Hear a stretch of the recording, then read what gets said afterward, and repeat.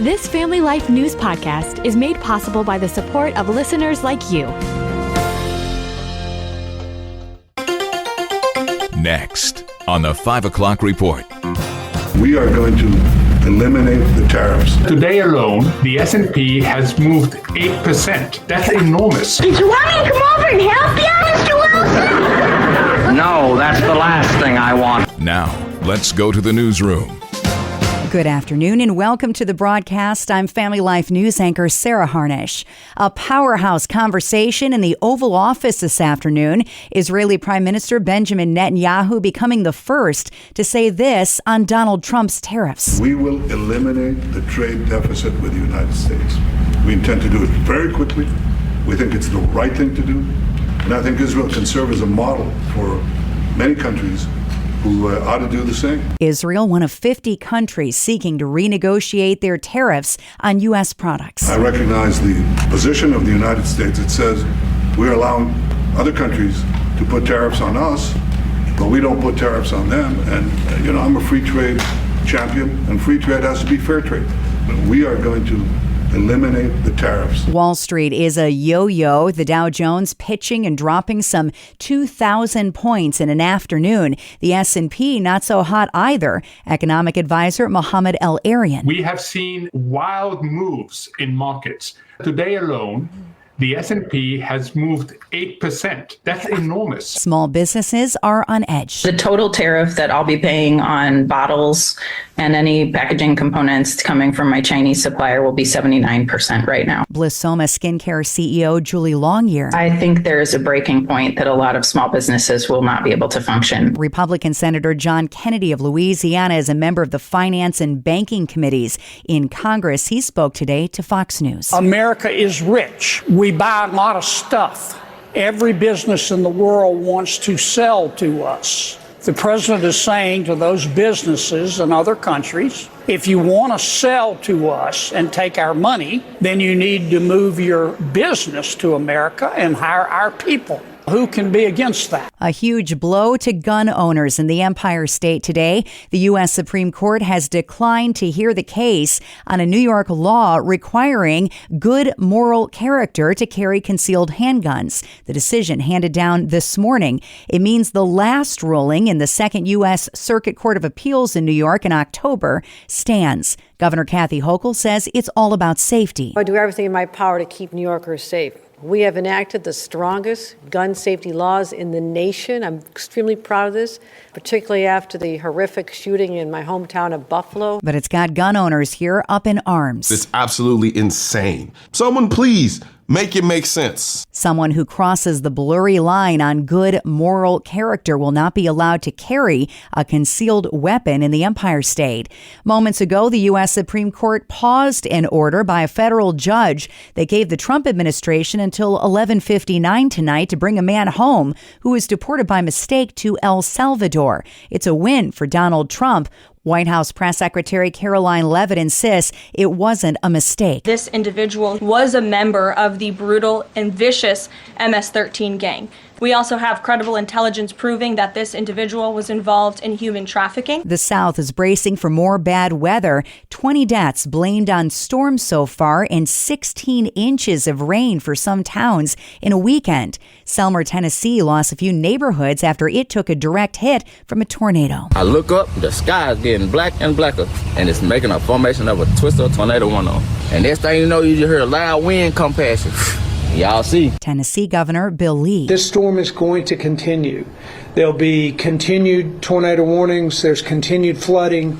The main message is don't let your guard down. Don't stop watching the weather. Jane North, who played Dennis the Menace on TV, has passed away. CBS reporter Steve Kathan. When he was a kid, North brought Dennis the Menace to life on TV. Did you call me, Mr. Wilson? Yes, I called you. Did you want me to come over and help you? No, that's the last thing I want. The comic strip adaptation was on CBS for 4 seasons from 1959 to 1963 and a hit in syndication. North was 6 when he got the role. His agent said North had colon cancer. He was 73. There's Dodger Blue today at the White House. I'm thrilled to welcome to the White House very special people, actually, very talented people. The LA Dodgers are being celebrated in the East Room for their 2024 World Series win. I want to congratulate you on a legendary season, and I watched it very closely. And revival continues to wash over some of America's largest college and university campuses. Last week, thousands of students gathered at Baylor University for 72 hours of continuous prayer, seeking revival on the campus of the Christian University in Waco, Texas, and leading to many baptisms. He transformed my life, and I want to live every single day for him for the rest of my life. Lisa Coombs with the 24/7 Prayer Movement USA told students, Your primary calling isn't 100 things, it's one thing. And if you get that one thing right, you'll have a fuller measure of resource to live into the other things more rightly. Thousands of students on Christian and secular campuses have given their lives to Christ this school year.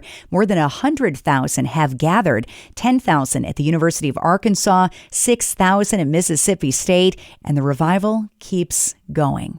Still to come on the 5 o'clock report, New York defies Donald Trump on DEI. A proposed bill in PA could force state workers back into the office, and the torpedo bat is now all the craze in the Keystone State. We've got the latest after weather with Kevin Williams. Our call for tonight, where it's not already cloudy, it'll turn cloudy and breezy. Rain showers across the area, followed by snow showers. That'll continue into tomorrow. Much of the region could see a quick dusting. A couple of spots could see an inch or two, especially higher elevations of the western Twin Tiers. Low temperatures tonight 20s, high temperatures tomorrow 30s, but wind chills tomorrow morning single digits and teens. On Wednesday, a couple of scattered flurries, sunshine, and high temperatures upper 30s to the middle 40s. Thank you, Kevin. Checking the stories making news where you live across New York and Pennsylvania. The New York Education Department says it will not comply with President Trump's demands to end diversity, equity, and inclusion in public schools.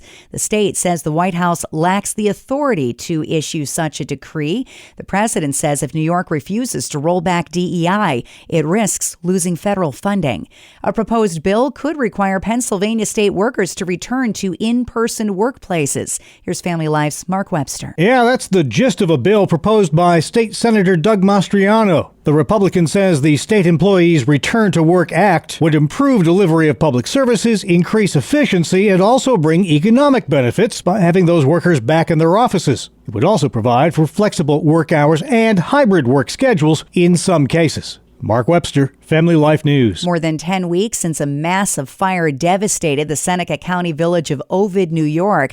The owners of several buildings damaged or destroyed by the blaze say they're not getting much help. Brent Eva lost his Main Street laundromat and apartment buildings. There really is no help coming from the town or the village or the state or anyone. People seem shocked. The next thing they say is, well, insurance covers that, right? And, well, no, actually the insurance does not cover it. Ronald Carmona, owner of the Italian Kitchen, tells WENY affected owners have teamed up to pay for cleanup efforts on their block. It's a loss for the whole community, but it's our loss. We are responsible for the cleanup. We are responsible. We lost our business, our livelihood. We lost everything. It's at least $250,000 just for demolition and cleanup of the city of Ovid's Main Street.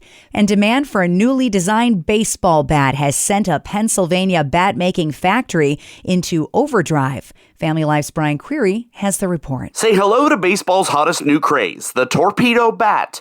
Designed to shift more mass to the bat's sweet spot, the torpedo's bowling pin shape has caught fire with both pros and amateurs, especially after a recent barrage of home runs by the New York Yankees using the bats.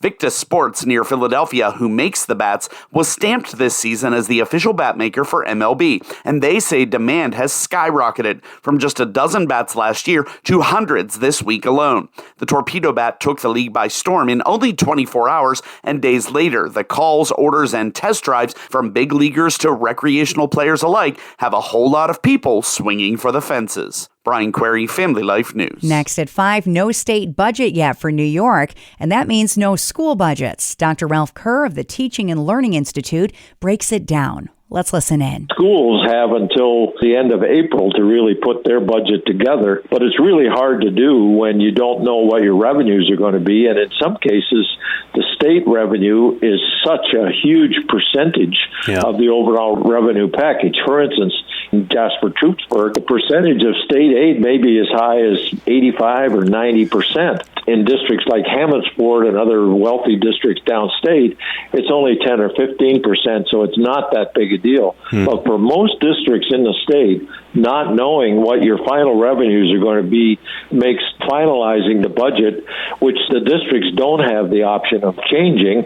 They have to go out to the public with it by a certain date, and there's no give on that date for them, even though the state misses their April 1st date over and over again. Yeah, they do. We mentioned the school budget day is coming up Tuesday, May 20th. All but the top 5, the biggest 5 districts in the state, will put their spending plans before the voters on that day. It's a huge day. We encourage you to get out and vote. Usually it's about 10%, which is so sad that so few take part in that vote. Do you anticipate districts are going to be making steeper cuts this year than they typically do? I don't think so. I think often districts talk about all the cuts they're going to have to make, and then when push comes to shove, they get right down to it. They magically find some money in their reserves or other places. But again, as I've said for many years, the real situation is going to come one of these days, and the districts need to be prepared for it. Yeah. The districts that don't stay within the tax cap, do you counsel voters to vote no on those budgets? Oh boy, you're really putting me on the spot. Because I have personal experience in this one, because the district I live in is outside the cap this year. Yeah, well, to make that budget happen, then they have to have a 60% yes. Yeah. And, I guess if I had to come down to it, I'd say unless there are some really unusual circumstances, there's no reason to go beyond the cap. There is a lot of fluff in school district budgets. I know my friends in the superintendency wouldn't like to hear me say that, but it is true. They can cut if they want to. I think there's not much reason, unless there is an unusual circumstance, to be looking at a budget that's over the cap. You can subscribe, listen to, and share Issues in Education and all of Family Life's original podcasts at Apple Podcasts, Spotify, YouTube, or at familylife.org. Time next for tonight's market report, brought to you by Faithward Advisors. At the closing bell, the Dow Jones Industrial Average fell 349 points to 37,965. The S&P 500 lost 11 points to 5062, and the Nasdaq rose 15 points to 15,603. Faithward Advisors is a Christian financial planning firm online at faithwardadvisors.com. How do you know if you're overspending? Hi, I'm Rob West with today's Faith and Finance Minute. Well, if you have a written budget or you use our FaithFi app, you should be able to tell because of the minus signs or the numbers that show up in red. Of course, some overspending is temporary, caused by an unexpected expense in a particular budget category. But if you're overspending regularly, there are 2 telltale signs that are hard to miss. One is that you're going into debt. Typically, this shows up in credit card balances that are increasing month after month. The other sign is that your savings are stagnant or declining. If your debt is rising and your savings aren't growing, heed the warning signs. Take a careful look at your cash flows and determine where to trim your spending. Manage your finances wisely with the easy-to-use FaithFi app. Download FaithFi, Faith and Finance from your app store, or learn more at faithfi.com. Coming up on the 5 o'clock report, what happens when you get your grandkids involved in Papa's birthday party? We've got the whole thing for you, down to the tube socks, after weather with Kevin Williams. Here is your Family Life regional weather forecast. Sure, the calendar says April, but the weather map says December. Cold front, wind, falling temperatures, and snow showers in the mix over the next 24 hours. Our call for tonight, where it's not already cloudy, it'll turn cloudy and breezy. Rain showers across the area, followed by snow showers that'll continue into tomorrow. Much of the region could see a quick dusting. A couple of spots could see an inch or two, especially higher elevations of the western Twin Tiers. Low temperatures tonight, 20s. High temperatures tomorrow, 30s, but wind chills tomorrow morning, single digits and teens. On Wednesday, a couple of scattered flurries, sunshine, and high temperatures upper 30s to the middle 40s. Thank you, Kevin. Finally at 5, it wasn't just any birthday party. Dave Squilla was celebrating his 70th with a blast from the past. All 9 of his grandkids surprising him, dressing up as different versions of him over the years. As a little boy, as a dad, and now as their papa, mega mustache and all. His reaction? I was so happy to see my husband so happy and giggling. It was very touching. His daughter organizing it and trying to find clothing like tube socks and T-shirts that are 50 and 60 years old. The only thing that we had in the house was the snowmobile suit because he still wears that to snowblow the driveway. Squilla says his grandkids made an imprint on his heart. Dave, what did it mean for you to have your family come together to do this for you, for your birthday? It was probably the best thing that I've had happen to me, and the kids did a great job. The video of their family went viral, 10 million views, and now other families in Florida and Tennessee are replicating the love of grandkids for their papa. And that's the world that we live in for Monday, the 7th of April. I'm Sarah Harnish, and this is the 5 o'clock report on Family Life. Thank you for listening to this Family Life News podcast. If you've been encouraged by what you've heard, please share it with others and click the subscribe button to automatically receive future episodes. Family Life is a listener-supported ministry. Podcasts like this are made possible by your financial partnership. Find out more at familylife.org.